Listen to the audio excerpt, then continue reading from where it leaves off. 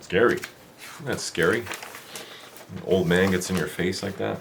So today we're doing, there's no good news tidbits, unfortunately, but we are doing, if I can find it, Freedom Wins. There's a new column in the Druthers newspaper called Freedom Wins. So it's going to be similar, I'm guessing, to a good news tidbit. It's blue for some reason. I don't remember what color the good news tidbits were. Brown, red? I don't remember now. Yellow? I don't know. I'll have to look at my old papers. Last month there was also not a good news tidbits.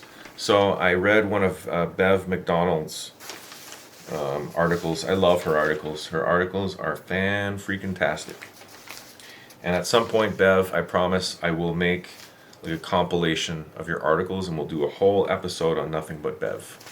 We kind of did that last time, but they were mostly quotes.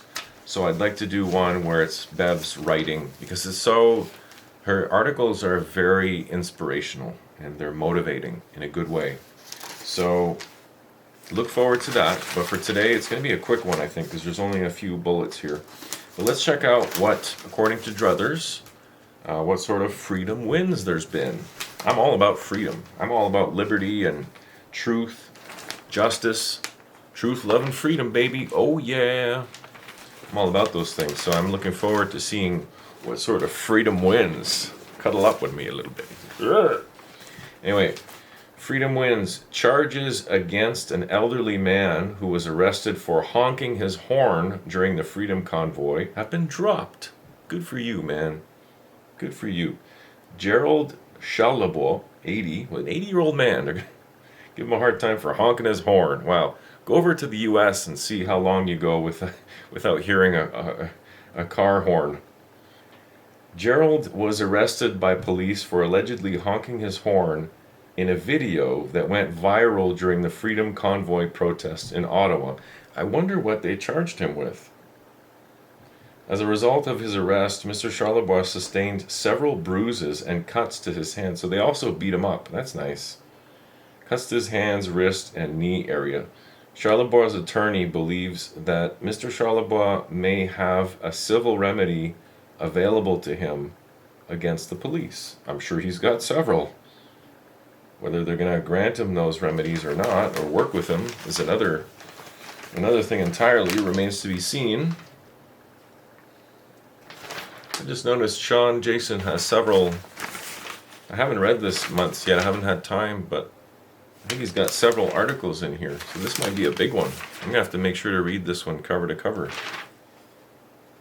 Yeah, he's got a couple of different articles here. Looks like Shawn's got something to say. So I'll have to peruse this month's issue in its entirety. I'm just looking at the other names here, just real quick to see. Ah, no Bev McDonald's this time. Next time. Yeah, back to freedom wins. So good for you, Gerald. I'm glad you got justice finally. I'm sorry that it had to come at getting beat up by the police for honking your horn.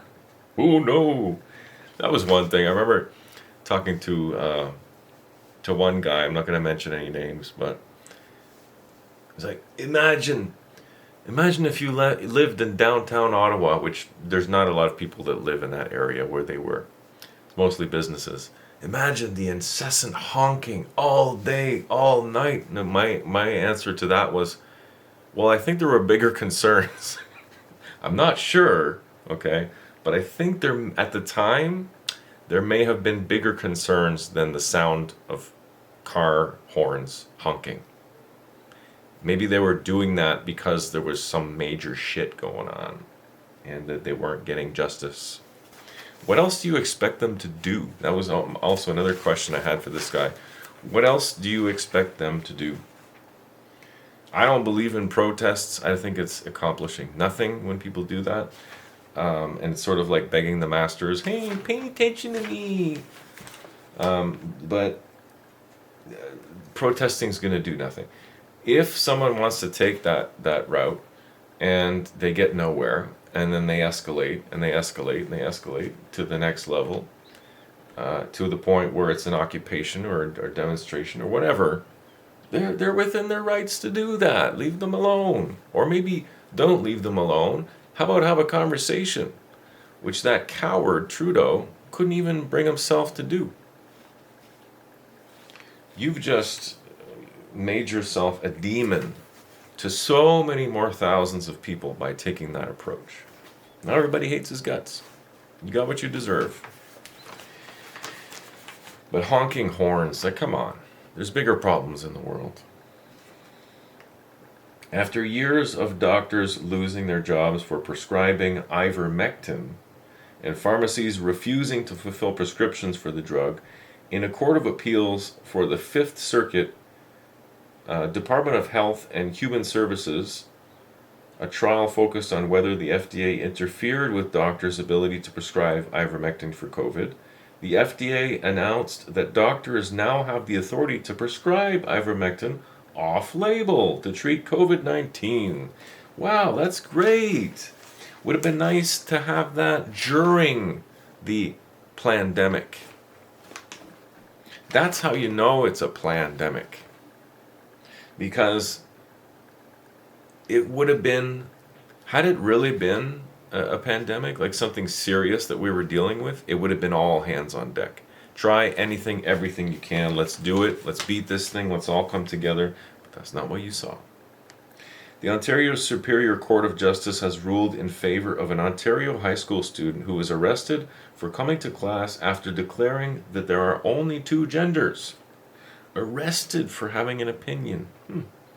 16-year-old Josh Alexander was suspended last November over comments made about gender in a class discussion. Where else are you supposed to have that conversation? That's completely appropriate to have that stance. It's a debate. And was told he couldn't return to class until he recanted.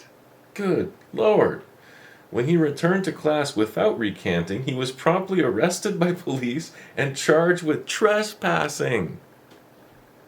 His high school is now required to hear his appeals regarding multiple suspensions, exclusions, and the trespassing notice. The Superior Court of Justice ruled in his favor.